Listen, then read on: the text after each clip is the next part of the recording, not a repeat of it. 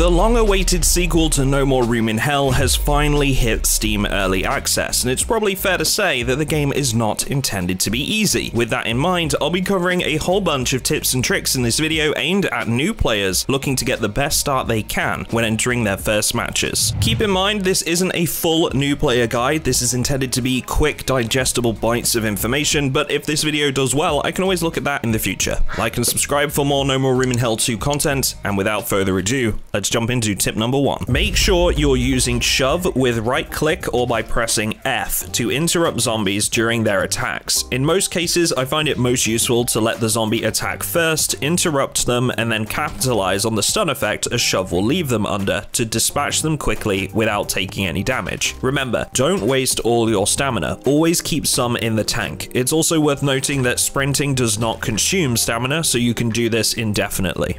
Watch out for these rickety looking Zeds hunched over in the dark. These zombies will scream if they detect you and draw other undead into the area. You can take them out quickly with a couple of well-placed headshots, and melee or ranged weapons both work here. Now, if you see a zombie with red eyes, most often also covered in blood, take extra precautions. These red eyes are much stronger than regular zombies and will only take damage from headshots. Even then, they'll need a lot more damage to be killed. This is where having a two-handed melee weapon like the bat or the sledgehammer can be a lifesaver. Where you'd have to land at least 4 or 5 attacks with a one-handed weapon, a bat can kill a red eye in just 2 swings if you're charging up a heavy attack. Be careful when looting vehicles. Many of them will have alarms that will activate when you touch them or open up the trunk, and sometimes you won't want that extra heat. When using your compass by holding C, you'll actually see a number displayed in the bottom right corner of your screen. This is the threat level of the area you are currently in, and will essentially reflect how many zombies and which types are nearby. Higher threat level areas will have more red-eye zombies and more runners, with a higher spawn density. Generally speaking, the closer you get to the center of the map and the power plant, the higher this threat level will be. However, this is also determined by certain key actions. For example, completing more objectives will raise the threat level across the region. This also applies to things like setting off car alarms or alerting a screamer. Both will raise the threat level. However, it will only do so to the local area you are currently in. Finally, the longer you are in a match, the higher the threat level will get across the whole map. So if you want an easy run, time is of the essence, but naturally you might be sacrificing some time doing this that you could spend gearing up further. Ultimately, the choice is yours on how you want to approach the mission, but it's good to know how this threat mechanic works. You might not know this when you first start playing, but No More Room in Hell 2 actually has scaling difficulty levels. Now, these are linked to the character levels. From character levels 1 to 10, you'll be at difficulty level 1, but as soon as you push your character higher than level 10,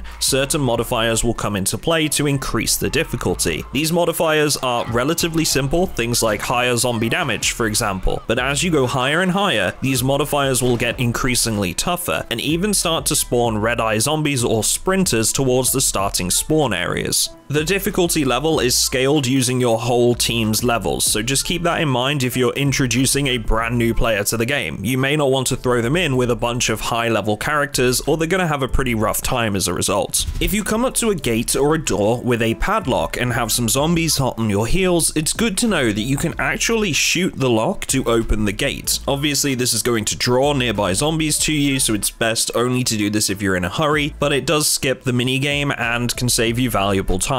Don't fight everything. In fact, the less zombies you have to fight, the better. Any ammo you can save for the finale is going to be incredibly beneficial, and you risk taking unnecessary damage. Go around zombies if you can, especially in areas like the bridges leading into the power plant, where there will be some massive groups. Focus on taking out the runners in these encounters, as they are the ones that are going to cause you problems. The rest, if handled correctly, can simply be kited out of the way and you can run by them.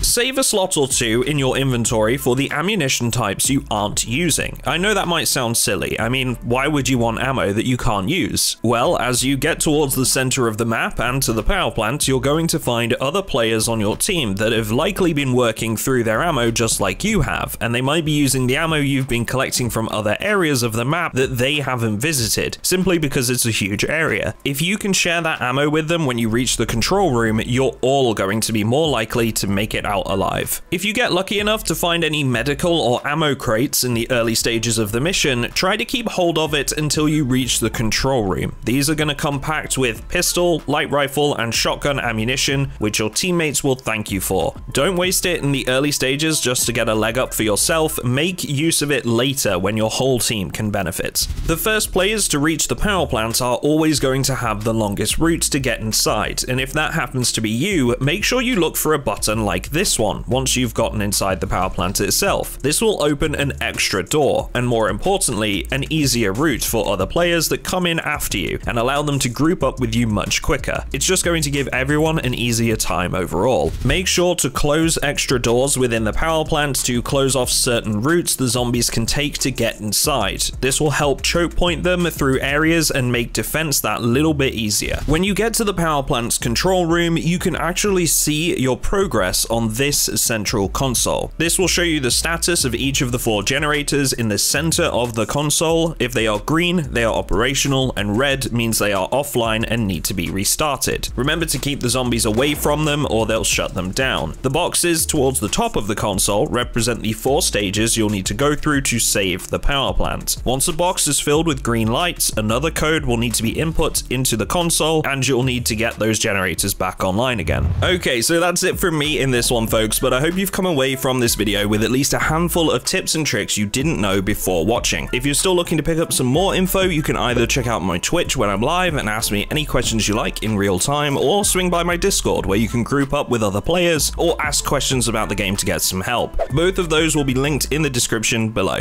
Thanks everyone, and I will see you all in the next one.